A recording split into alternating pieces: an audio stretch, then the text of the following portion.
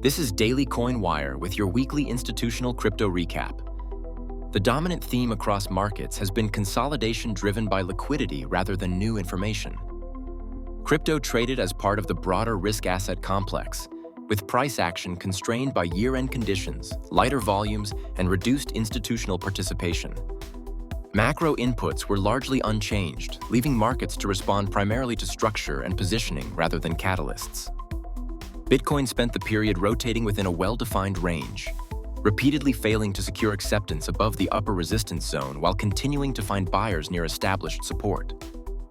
That price behavior reinforced a sideways structural regime rather than trend continuation. Ethereum followed a similar pattern, holding its key pivot level but lacking sustained upside momentum. From a flows perspective, institutional positioning softened.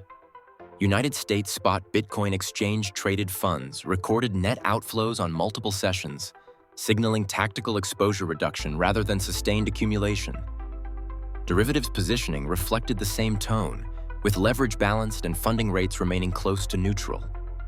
Options activity was elevated around expiries, contributing to price pinning near major levels without generating directional follow-through. On-chain behavior remained notably stable. Long-term holder supply showed little change, and there was no evidence of broad distribution. Exchange balances were largely flat, reinforcing the view that recent price movement was driven by short-term positioning and liquidity conditions rather than a shift in long-term conviction. Structurally, Bitcoin remained range-bound, with clearly defined resistance overhead and durable support below. Until liquidity or institutional flow conditions change meaningfully, market structure continues to dominate over narrative. For consistent data-driven crypto market coverage, subscribe to Daily Coin Wire.